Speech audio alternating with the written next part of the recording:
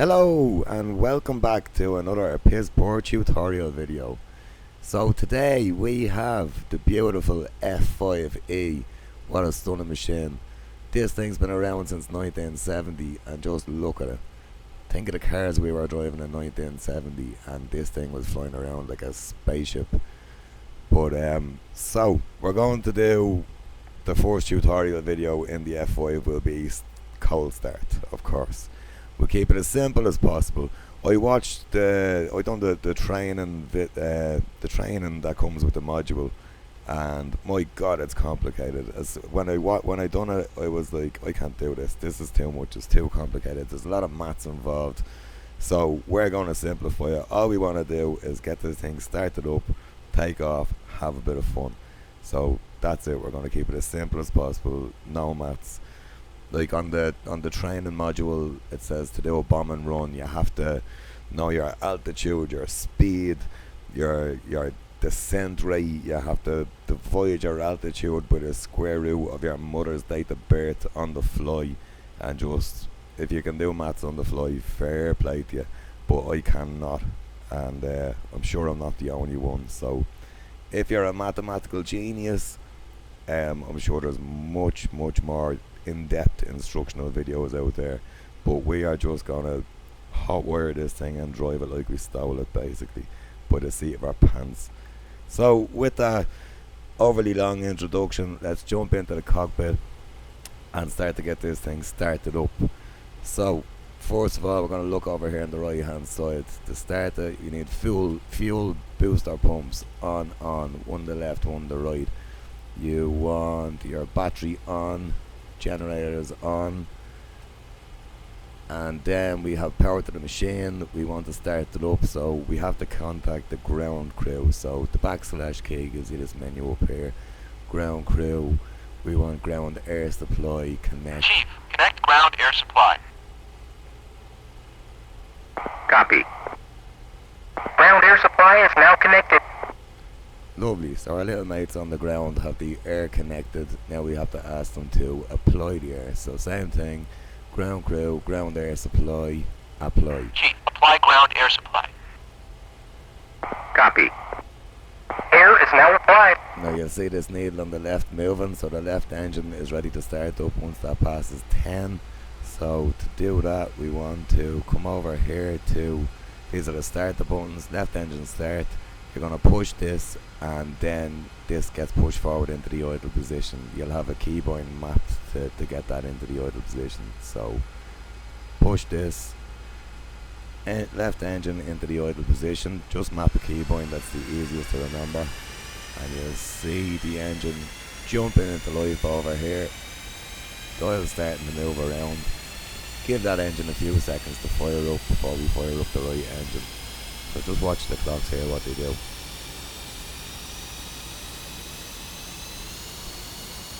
Boom, and everything jumps into life. And now we're ready to fire up the second engine. So / K, ground crew.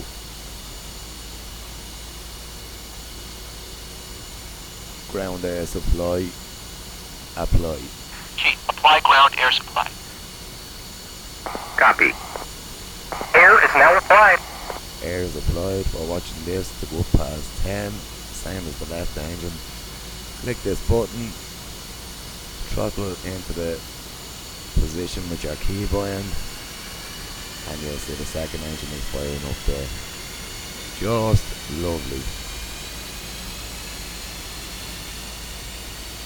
Now, so once you have that fired up, you will want to disconnect the air. So ground crew air supply, disconnect. Chief, disconnect ground air supply. Copy. Ground air supply is now disconnected. If you forget to do that, the ground crew will remind you once you try to move off. I've made that mistake a few times. So now engines are running. Basically this thing is ready to go, so we're just going to uncage our horizon here. You see the red flag on it there to show you that it's caged. Zoom in a little bit. See it there, so just twist this fella around. That uncages that. We're going to, we have to set the altitude. You don't have to do this now, but if you want to know what altitude you're at, it's a good idea. set that to 0. Flaps. Now, the F5 has automatic flaps, which is fantastic, but you just have to make sure they're in the automatic position. So this fella goes back all the way, and you see up here, that goes to flaps full. That's what you want. There's a ton lever here. You can have flaps all the way up, you can have flaps all the way down, but we want it just in the middle. This all the way back to auto. That will say full. When you take off, it will say auto, and then you don't even have to think about your flaps. It does it all for you. So happy days. So I think we're about ready to taxi out onto the runway. Oh, one more thing. These little fellas here, it's worth turning them on to just make the plane a little bit easier to fly and less likely to break in the air. And so we'll go ahead and close the canopy, and we get ready to taxi out. Now, to steer this plane, obviously we steer with the rudder pedals, but you also have to engage the steering wheel, the wheel that steers. So you hold the S button in my case, and once you're holding the S button, the rudder will steer the wheel, like so.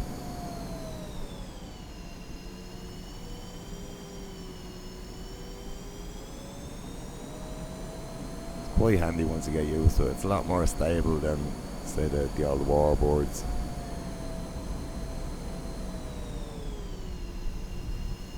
Okay, might be going a bit fast there. Good brakes too.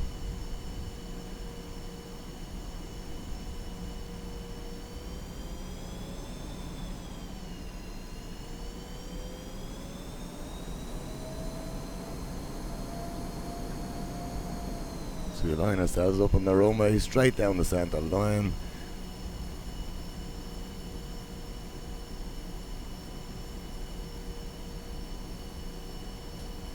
Looks good there, so we'll brake where we are. F2, outside view, do a little double check. Yeah, see underneath the plane, them two panels sticking down, that's your air brakes. You want them retracted for takeoff. So that's them there retracted. And you want to be pointing as straight as possible down the runway. That looks good. Back into the cockpit. This is trick. So see this little toggle switch here?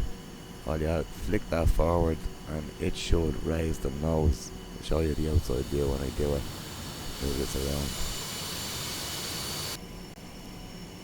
So we flick this switch and look at that, up it goes. Awesome. So that gives us more angle of attack then, so we can get a better takeoff, hopefully.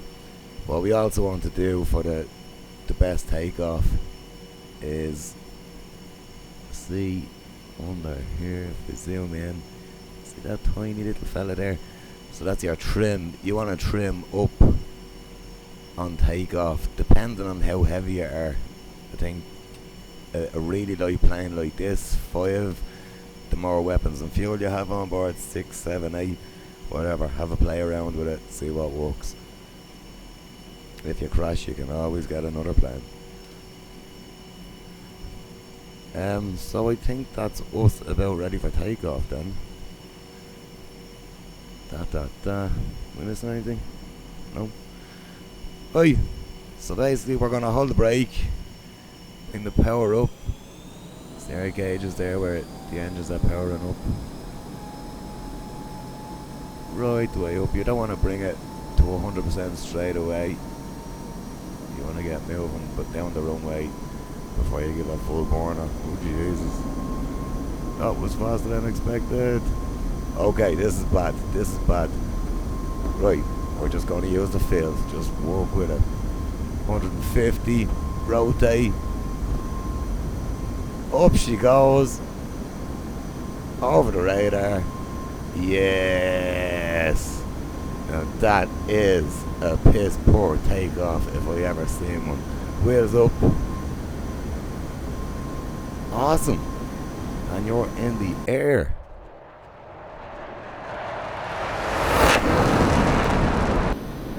Now, no maths. Nothing complicated. Well, it's a little bit complicated. but not so bad. You don't have to be an absolute genius to get this thing in the air and start having a bit of fun. So tune in tomorrow and we will figure out how to work guns, bombs, rockets, whatever this thing has, and we will go and shoot some things. So, what was that? Oh, bridge. Oh, how could you not try to fly under the bridge?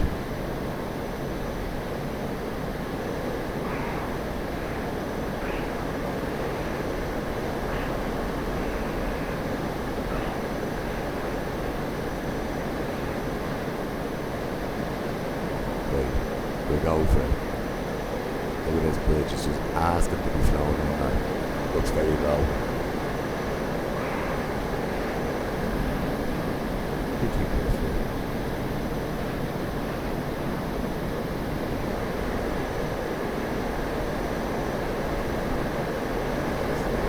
Like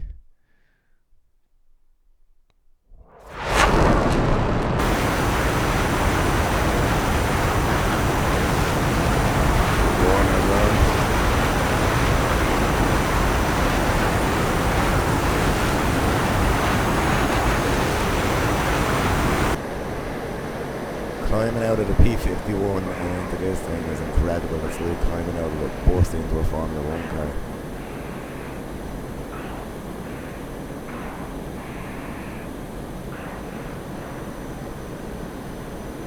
Where is this bridge?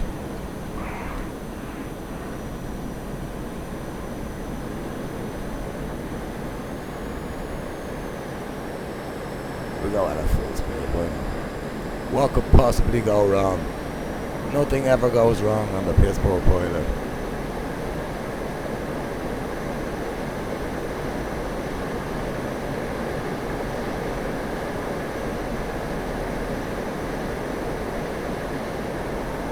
Place bets now.